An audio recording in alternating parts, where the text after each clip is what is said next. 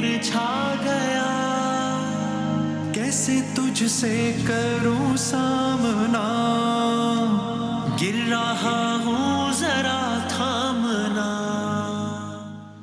خوش آمدید کہتے ہیں آپ کو نشریات میں، وظائف کا ہمارا سیگمنٹ ہوتا ہے۔ اس وقت 7ویں نشست ہے آج سحر کی، اور بطور مجموعی شان رمضان 2025 کی آج یہ ہے 13ویں نشست، 13th نشست ہے۔ جناب قبلہ مفتی سہیل امجدی صاحب ہمارے ساتھ ہیں۔ حضور السلام علیکم۔ السلام ورحمۃ اللہ وبرکاتہ۔ آپ نے کہا 13ویں نشست، میں تھوڑا حیران ہو گیا، لیکن پھر وہ ملٹی پلائی کیا، یعنی 6 سحر 6 افطار اور پھر 7ویں، تو یعنی ماشاء اللہ اس لحاظ سے آؤٹ آف 60 کہہ سکتے ہیں کہ 13ویں نشست ہے الحمدللہ۔ انشاءاللہ۔ اللہ تعالیٰ کرم فرمائے انشاءاللہ۔ میں آتا ہوں سوال پہ آتا ہوں، گجراوالا سے ہیں سلمان علی۔ ہم نماز میں، ہر نماز میں سورہ فاتحہ پڑھتے ہیں، لیکن ہمارے ایک دوست حیرت انگیز طور پر اگر کسی پر کوئی بیماری آ جاتی ہے تو اس پر سورہ فاتحہ کا دم کرتے ہیں۔ تو مجھے بتائیں، کیا سورہ فاتحہ کا کسی بیماری میں، کسی پریشانی میں دم کرنا جائز ہے؟ کیا یہ سنت سے ثابت ہے؟ اعوذ باللہ من الشیطان الرجیم، بسم اللہ الرحمن الرحیم، اللہم صلی علی سیدنا و مولانا محمد وعلی آلہ واصحابہ وبارک وسلم۔ وسیم بھائی، حیرت کا اظہار تو ہوگا نا؟ ہاں، ہمارے یہاں عام طور پر سورہ فاتحہ ہو گئی، آیت الکرسی ہو گئی، تو کچھ سمجھتے ہی نہیں ہے۔ ہاں ایسے کہتے وظیفہ دو کوئی دوسرا والا۔ ہاں، اس میں کیا یہ تو بڑی کامن سی بات بتا دی آپ نے۔ ہاں، کامن سی صورت ہے، روزانہ ہم پڑھتے ہیں، روزانہ تو پڑھتے ہیں، لیکن اس کی فضیلت کیا ہے، اس کی امپورٹنس کیا ہے، وہ آپ یقین جانیں کہ ہمارے تصورات سے بالا تر ہے۔ ہاں اچھا، سب سے پہلے تو میں وظیفے کا نام لے لوں صحیح۔ ہاں، کہ ہمارے جو بھائی سلمان علی صاحب نے گجراوالا سے یہ سوال کیا، تو یہ سورہ فاتحہ ہے، سورہ فاتحہ۔ اچھا، اب اس کی میں کیا فضیلتیں بتاؤں کہ حضور نبی کریم علیہ السلام کی حدیث سے پاک ہے کہ آسمان کا دروازہ کھلا جو آج سے پہلے کبھی نہیں کھلا تھا، اور جبرائیل علیہ السلام کہتے ہیں، عرض کرتے ہیں کہ یا رسول اللہ، وہ فرشتہ آیا ہے جو آج سے پہلے کبھی زمین پر نہیں آیا، اور اس نے آ کر خوشخبری دی کہ یا رسول اللہ، یا محمد صلی اللہ علیہ وسلم، ابشر بنورین، آپ کو 2 نوروں کی خوشخبری ہے۔ ہاں ہاں، ایک نور سورہ فاتحہ ہے، اور ایک نور سورہ بقرہ کی آخری 2 آیات ہیں۔ اچھا، واہ واہ۔ اور اس نے عرض کی، یا رسول اللہ، آپ سے پہلے کسی نبی کو، رسول کو یہ سورہ نہیں دی گئی، دونوں سورتیں، سورہ بقرہ کی آخری 2 آیات اور سورہ فاتحہ، اور نہ آپ کی امت سے پہلے کسی امت کو یہ 2 چیزیں دی گئی ہیں۔ یعنی آپ یہ دیکھیں کتنی خصوصیات ہیں اس سورہ کی۔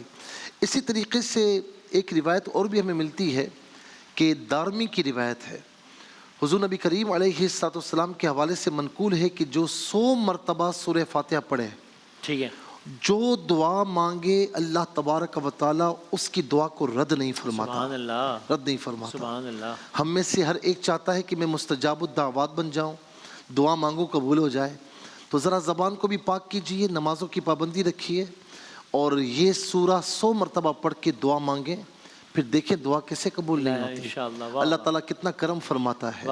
اور ایک حدیث پاک ہے کہ کچھ صحابہ کہیں سفر میں تھے، تو ایک قبیلے والوں کے پاس ٹھہرنے کا موقع ملا، تو ان کے سردار کی بیٹی کو کسی سانپ نے ڈس لیا تھا، تو ان کا بندہ بھاگتا ہوا آیا کہ یار تم میں سے کوئی دم کرنے والا ہے، تو ایک صحابی آگے بڑھے اور انہوں نے دم کر دیا۔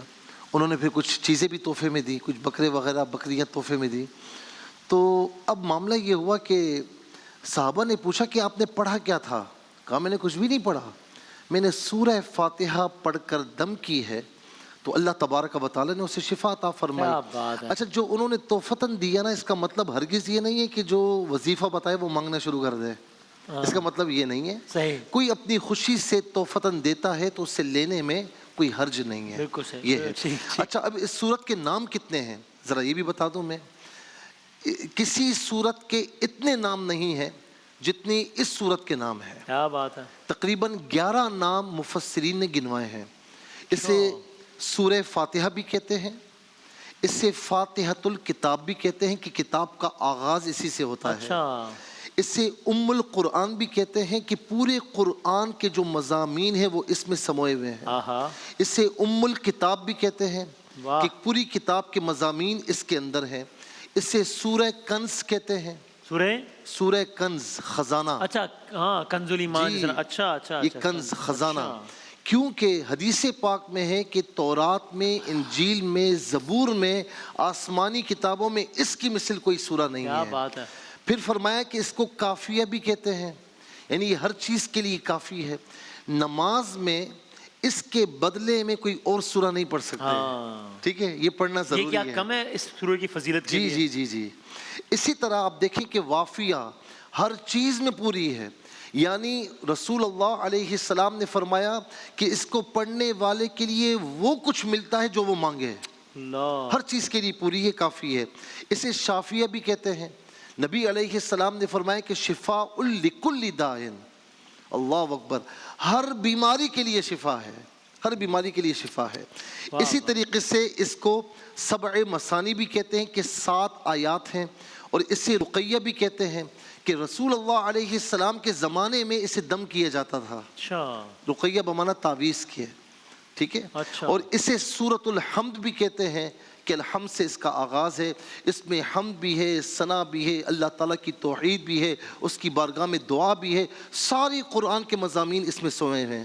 کیا بات. سما گئے ہیں. کہ مطلب جس چیز کو ہم نے نعوذ باللہ اس سورے کو جس چیز کی وجہ سے ہم نے کم چیز بنا دیا ہے، یہ تو اصل میں اس کی عظمت ہے. ہم یہ کہتے ہیں کہ فلاں مولانا صاحب کے پاس انہوں نے کہا 100 دفعہ فاتحہ پڑھ دو، سورہ فاتحہ. یہ ارے تو ہم روزانہ ہی دن میں 5 مرتبہ پڑھتے ہیں. بھئی یہ تو اس کی عظمت کے لیے کافی ہے کہ دن میں 5 مرتبہ آپ نے نماز کے لیے پڑھنا ہے. ایسی ہے بھئی پورے قرآن کے مضامین اس میں سمو دیے گئے ہیں. اللہ اکبر. اب آ جائیے میرے بھائی سلمان صاحب، اب آپ کو یقین ہو چکا ہوگا کہ واقعی یہ سورہ بڑی اہم ہے، بڑی اس کی امپورٹنس ہے. اچھا اب یہ سورہ فاتحہ پڑھنی کیسے ہے؟ سادے طریقے سے بھی پڑھ سکتے ہیں بسم اللہ کے ساتھ. اور علماء نے جو فرمایا نا کہ بسم اللہ الرحمن الرحیم میں جو رحیم کی میم ہے نا، اسے الحمد کی لام کے ساتھ جوڑ دیں. بسم اللہ الرحمن الرحیم الحمد للہ رب العالمین. اسی طریقے سے 7 مرتبہ پڑھیں. اول آخر 3 مرتبہ درود شریف. میں درود شریف کیوں کہتا ہوں ہمیشہ کہ حضور نبی کریم علیہ السلام نے فرمایا کہ اللہ تعالیٰ کوئی دعا قبول نہیں فرماتا من لم یصلی علیہ، کہ جب تک بندہ مجھ پر درود پاک نہیں پڑھتا. کہتے ہیں کہ یہ بڑی عجیب و غریب بات ہے. فرماتے ہیں کہ درود پاک دعا کے لیے شاہپر ہے. شاہپر کسے کہتے ہیں؟ شاہپر پرندے کا وہ پر ہوتا ہے کہ جس کی وجہ سے وہ اڑتا ہے. اگر وہ شاہپر نہ ہو تو پرندہ اڑ نہیں سکتا. تو فرمایا درود پاک پڑھو گے تو دعا رد نہیں ہوگی، کوئی وظیفہ رد نہیں ہوگا. تو 7 مرتبہ اس طریقے سے پڑھیں. صبح فجر کے بعد پڑھ لیں یا کوئی بھی وقت مقرر کر لیں.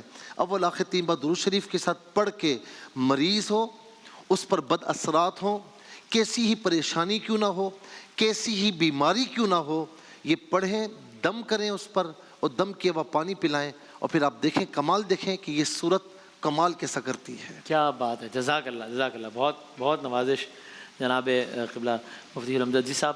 اور سورہ فاتحہ یعنی اب اس کے علاوہ کے بعد میں رہ تو نہیں جی. اس کے ساتھ یہ وکیل، یہ اللہ تعالیٰ کی صفت ہے، صفاتی نام ہے کارساز. ہم کہتے ہیں نا دنیا میں کام بنانے والے، میرا بھی کام بنا دے.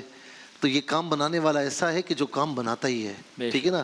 تو یا وکیلو یا اللہ، چلتے پھرتے آپ پڑھ سکتے ہیں، وضو بغیر وضو کے پڑھ سکتے ہیں. اللہ تبارک و تعالیٰ کو جب آپ نے کارساز بنا لیا نا تو پھر بے فکر ہو جائیں. جزاک اللہ. بہت نوازے. بہت شکریہ قبلہ مفتی سلم جی صاحب. ایک وقفہ لیتے ہیں اور وقفے کے بعد ہمارا نعت خوانی کا سیگمنٹ ہے انشاءاللہ. ماہ رمضان یوں آ گیا، بن کے رحمت یہ پھر چھا گیا. کیسے تجھ سے کروں سامنا،